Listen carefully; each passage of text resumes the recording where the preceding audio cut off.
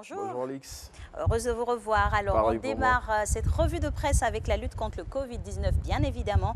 Et cette lueur d'espoir, plus de 100 personnes ont vaincu cette maladie en Côte d'Ivoire.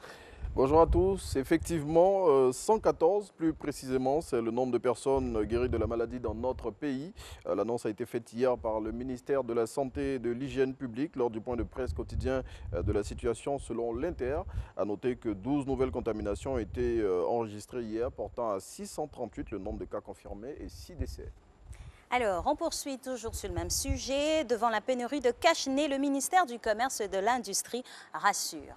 Tout à fait. La Côte d'Ivoire a la possibilité de produire des masques. C'est la déclaration faite à la une de Fraternité Matin par Souleymane Diarra-Souba.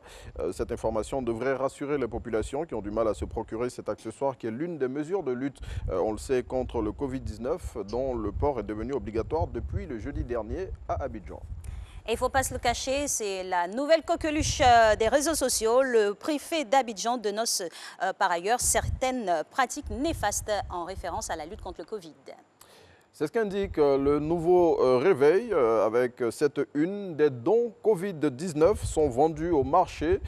Selon le confrère, Vincent Aubirier, à travers ses propos, s'insurge contre l'attitude de certaines personnes qui détournent les dons faits dans le cadre de la lutte contre le Covid-19 à des fins personnelles. Plus de précisions dans le nouveau réveil. Exactement. Alors, pandémie du coronavirus et paiement des loyers, les propriétaires de maisons réagissent à la proposition du Premier ministre.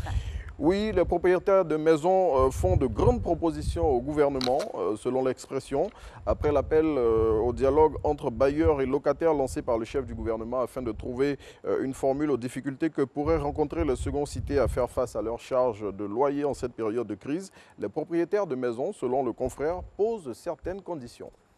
Et un autre confrère nous indique que les populations du district d'Abidjan dorment avec la peur au ventre en cette période difficile.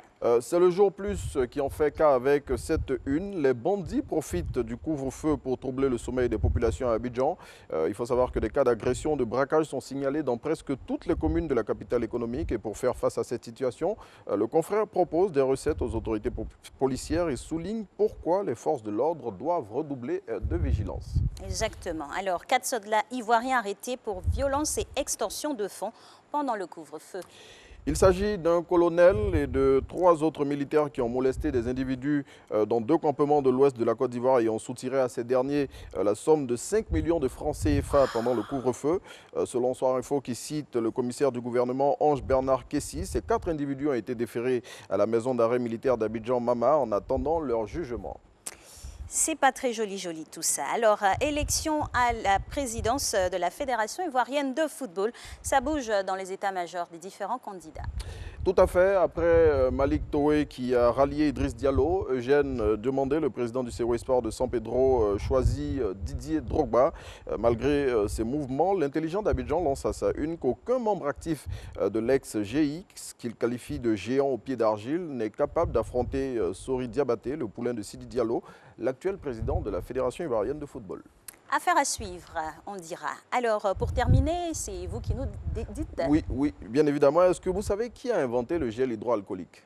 Non, mais je suis très curieuse de le savoir. Eh bien, il s'agit du professeur Didier Pité, rien à voir avec le docteur Albert Pité, du groupe qu'on connaît ici en Côte d'Ivoire. Donc, le docteur Didier Pité, c'est un médecin suisse et c'est à lui qu'on doit l'invention de cette solution hygiénique qui, depuis le début des années 90, eh bien, il faut savoir que le gel hydroalcoolique, tout le monde le sait aujourd'hui, est une arme essentielle et incontournable dans la lutte contre le coronavirus. Et pour la petite histoire, ce monsieur a refusé de breveter cette invention, donc il ne touche rien sur cette invention qu'il a mise en place depuis le début des années 90, car selon lui, l'hygiène des mains est quelque chose de trop simple et trop nécessaire pour que cette invention soit brevetée. Eh oui, merci en tout cas, docteur Pité, pour cet altruisme. Et puis de Pité à Pité, forcément, il est ivoirien. On le prend. Merci à vous, cher Renaud Kobia. Il est suisse. Pité